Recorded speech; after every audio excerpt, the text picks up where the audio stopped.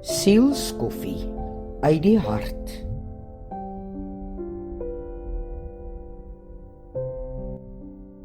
Het jy al ooit 'n vis op land sien loop? Of 'n voël diep onder die water sien swem? Natuurlik nie, want 'n vis is gemaak om te kan swem en 'n voël om te kan vlieg. Hulle het nie nodig gehad om lesse te neem om dit te kan doen nie. Die vaardigheid daarvan is in hulle ingebore. Die vis floreer in die water, omdat hy in die regte omgewing beweeg waarvoor hy gemaak is. Dit lyk asof die vis dit gemaklik en sonder moeite doen, want hy is in die regte omgewing. Dieselfde met 'n voël wat gemaak is om te vlieg. Hy beweeg gemaklik in die lug, want hy is gemaak om te vlieg. Sukses werk op dieselfde manier. Ek en jy bereik dit wanneer ons in die regte omgewing beweeg, waarvoor God ons gemaak het om te wees. Daar waar ons gemaklik en sonder moeite werk. Alles wat jy in daardie omgewing moet doen en wat van jou verwag word, kom van self, sonder enige inspanning. Hoe is dit moontlik?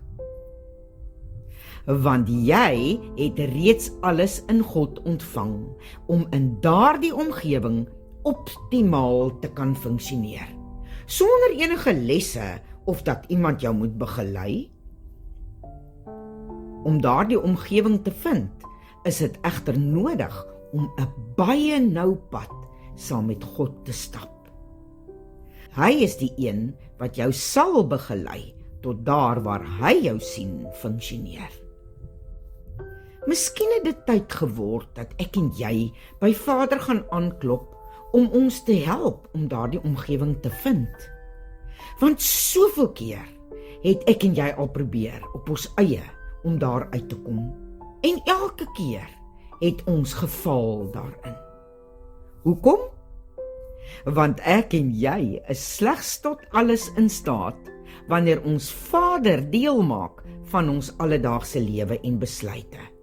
Want dit is slegs in Vader waar ons krag en wysheid vandaan kry. Is jy tans in 'n omgewing wat jou laat voel soos 'n loser en asof jy net niks kan regdoen nie? Dit neem net soveel moeite en ekstra inspanning om in daardie omgewing te funksioneer. As dit die geval is jy dalk in die verkeerde omgewing, want niks daar kom vir jou natuurlik nie. Jy floreer nie en jou bydrae in daardie omgewing is nutteloos.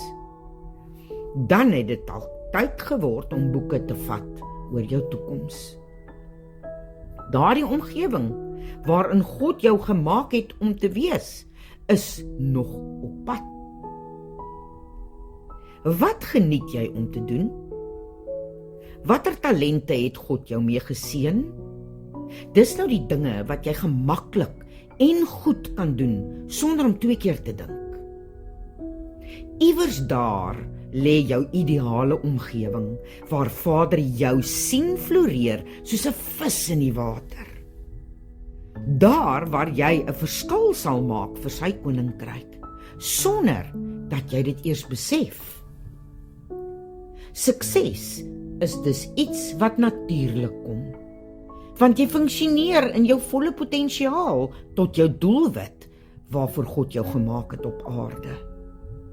Dis daar waar jy sterk voel, waar jy selfvertroue het, want daai selfvertroue kom vanaf 'n ingeboude kenmerk wat God binne in jou geplaas het. Ek weet die lewe gooi ons elkeen in deurmekaar rigtings, waar realiteit ons dwing om te doen wat ons moet en nie noodwendig waarvoor ons gemaak is nie.